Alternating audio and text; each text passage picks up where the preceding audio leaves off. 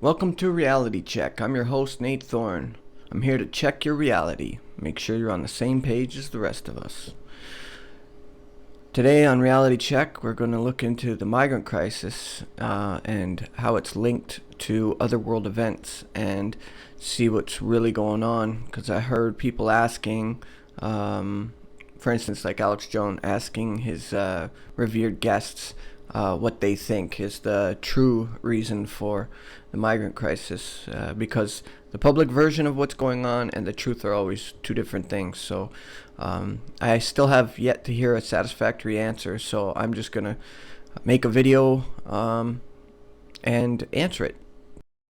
So first thing to understand is that the elite, the globalists, the Illuminati type Luciferians, they want a version of a new world order that basically boils down to a microchipped population and a total surveillance grid network. So that's an obvious authoritarian dictatorship, and to go from a democratic society that we have in the West to a microchipped population and a surveillance grid, total surveillance grid, is a huge step and would take a long time, and there's very few ways to get it done quicker, and those ways are fear and violence, or fear of violence.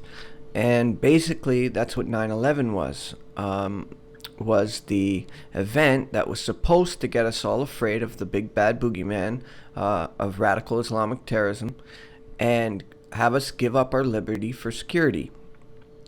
But because there were people that were aware and awake, and some of us still had two working brain cells, we knew what happened from the moment it happened, and we knew it was an inside job. At bare minimum was a colossal F-up by absolutely incompetent people, but it's way more likely, especially when you look at the evidence, that it was an inside job, because no people can wire a building without there's somebody being on the inside. So one way or the other, it was an inside job, false flag, to blame on radical Islamic terrorism and have us all afraid of that and give up our liberty for security. But because it was exposed as an inside job, false flag, they couldn't continue with their next step and the next phase of the plan to get us to their version of the New World Order. So an actual real radical Islamic terrorist threat, and that's why they pulled out of Iraq the way they did, leaving the oil and the weapons and armored Humvees with the keys in the ignition, etc., for these other groups to come and take them and use the wealth of the oil as the means to fund their army and the mobility and the funding for it. So basically then the State Department with Hillary Clinton went to Libya and overthrew Gaddafi in Libya, and then Egypt, and then in Syria, and created this migrant crisis so that they open up the floodgates, allowing all these migrants to pour into the West, in Europe and North America, unvetted. And when they're unvetted, it's easy to hide ISIS sleeper cells in the midst of them.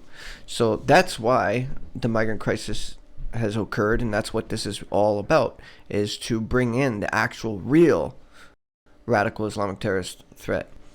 And Trojan Horse Trump, and when I say that, I'm not talking about how he just started using the term Trojan Horse. I'm talking about him being the Trojan Horse. In fact, that information came out about a week ago, so I guess it would take about a week before take a few days before it got up to the top levels, and so they realized they had to do something to deflect it, so they start using the term themselves, and then but deflecting it and blaming you, like projection, like, no, that's the Trojan Horse, there's the Trojan Horse, this is the Trojan Horse, anything but Trump himself being the Trojan Horse. But Trump's the Trojan Horse. See, you can tell because they always give us our belief confirmation, meaning that every single thing he does confirms our belief. And because the elite are smart people, they knew that the planet was waking up, and there was this huge movement in the in the States, the Tea Party and the Truther and just the awakening in general. It's like the sleeping giant is waking up, and the elites decided, rather than do a frontal assault and combat it face to face, they would usurp it and subvert it by jumping on its back and riding the energy, but harnessing it like a bit in the mouth of a horse, and like harnessing it and steering it to their agenda, right? So that's what they did. They had somebody appear as a truther. They had Trump pretend to be a truther to tell the truth, and then they had the establishment appear to be against him, and all those things are belief confirmations. They all confirm our beliefs. Like, oh, Trump's for real because he always says the truth. A belief confirmation. Oh, Trump's for real because the establishment's against him. Belief confirmation. Oh, Trump's for real because he's self-funded. He answers to no one. Belief confirmation. So Trump won the nomination, and because there's only two real candidates, because independents never get into the White House, it's only Democrat or Republican. That's why many call it the two-party dictatorship. But so now, because there's only two real candidates, only one of them's going to get into the White House. And then right on cue, Hillary's emails get leaked, and she's a liar, and she betrayed the trust of the American people and those serving, and then again on cue, she's sick and she's coughing. She can't talk without coughing and having these coughing fits. And then right on cue, she's falling down on 9/11, etc., etc. So if he wins, well, there's another belief confirmation. Well, of course, because there's only two real candidates and the one's not fit to run. One's not fit to be in office, so the only real choice left is Trump. So that'll be another belief confirmation, because anybody who's actually a real thinker will be like, yeah, but how could he win against the establishment? Well, he's a billionaire. He could afford to go up against them. Oh, okay. Belief confirmation again. So Trojan Horse Trump is checking all these boxes that would allow him to appear as a real truther. And indeed, he is the Trojan horse, especially when you look at his policies and look how it progresses throughout time. Like, I remember when he was on Alex Jones' show and he was talking about how we need surveillance. We need surveillance. Total surveillance. Total surveillance. Well, one of the two main things that they want for their version of the New World Order is a microchip population and a total surveillance grid. So, well, there's one he's already brought up that everybody seems to be fine with. I mean, I found that very strange. And I was surprised that nobody else caught on to that. Nobody else is weary about him. But then you look at him wanting to rebuild the military. Well, I don't know if anybody's seen the new technology they have and the prototypes they have, but the new military would be robotic, would be AI, would be drones, would be like very few military people. Because right now the military is, the majority of it is humans. And because they love their country, they won't go against it and put in this new system. They'll fight against it. So by Trump acting like he supports the military and then saying we're going to rebuild it, make it strong, he's preparing everybody for when he starts doing that, nobody's going to question it or think there's anything wrong with it. But in reality, what he's doing is he's setting it up to be completely automated. Because drones and robots and AI systems, they are programmed. They do whatever they're programmed to do, whereas humans have a conscience. Anyway, so that's that issue out of the way. And anyway, there's lots more to go on about that, but just keep it in the back of your mind, that possibility. Trojan horse, Trump the Trojan horse, just remember that. And then as soon as he and again, right on cue, the bomb that went off September 17th in Chelsea, Trump's going to say, see, I was right, told you, Hillary. What, and you want 550% more of that? So again, it's showing why he could and will win, so that we have a confirmation belief, because none of us would actually believe that a real truther stood a chance against the establishment. So they made sure that all those boxes of belief confirmations were checked off so that we would believe that it's possible and we would vote him in and use all our energy to that energy of the awakening, the sleeping giant waking up that they've harnessed. They're going to use all that energy to give them the power. And all the laws are already in place that Obama's put there, like the NDAA and the, I forget the names of the HR 5. I forget the name of the the other ones, but it basically gives power of the ports, the railways, the transportation, agriculture. It gives all the power of everything over to the government. So in case of emergency or war, so it's all set. It's all ready to go. And then those migrants that were brought in to be the real radical Islamic terrorist threat they're sleeper cells, and they're just waiting for their orders.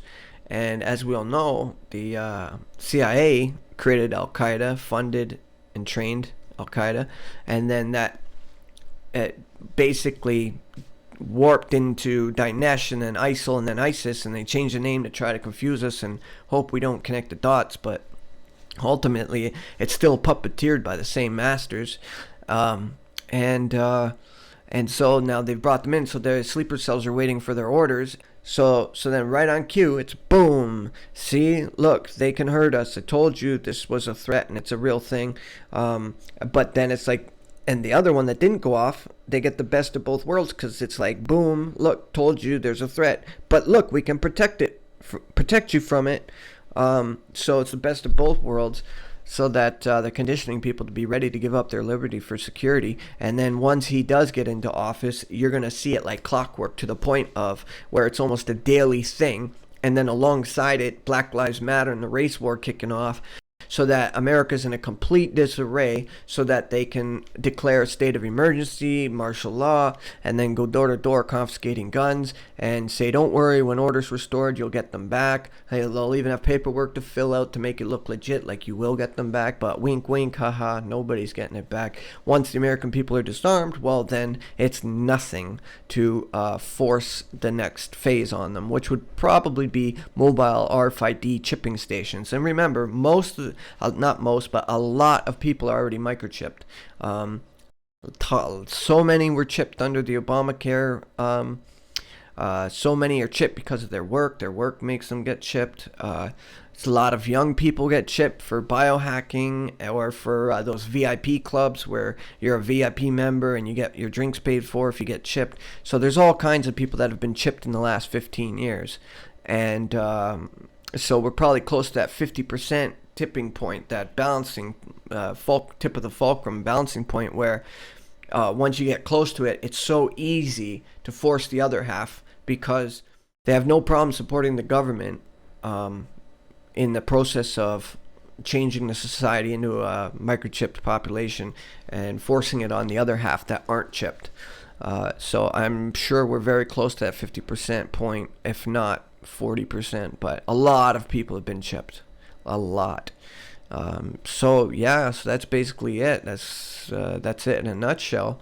And that's exactly why all this is happening, what's going on. The migrant crisis is to do what 9/11 and 7/7 was supposed to do back then, but failed to do because of people exposing the truth about it being an inside job, false flag, and there was no real boogeyman. Well, this time it's a real boogeyman, even though it was created on, and they were brought in under false pretense, and it was created by them. So in a sense, it is still a false flag. But the end result is that there's actual real jihadis in the West doing actual real terror, even though it was all caused and created by the elites. It still doesn't change the fact that there's real jihadis now. So that's going to work in their favor, so that when everything's going nuts and people are going to beg for it, and the government will be there with their solution, saying, okay, well, state of emergency, here's the solution: total surveillance network, microchip population. And people will give up their liberty for security. And that's the bottom line. That's what this is all about. That's what this is for. And Trump's a Trojan Horse who hijacked the awakening movement, and the Tea Party Truther Awakening movement energy, and used it and steered it for their benefit, because they're smart people. Don't ever forget that, man. They're very smart. They knew everybody had woken up, and they knew that the only way that they could really do it was to have somebody appear to be a truther and make it appear that the establishment's against them, etc., etc. So that's it for Check Your Reality. I hope your reality's been checked. I hope you're on the same page as us. And remember, always keep your eyes and ears open, but most importantly, keep your mind open, and be safe. Peace, y'all.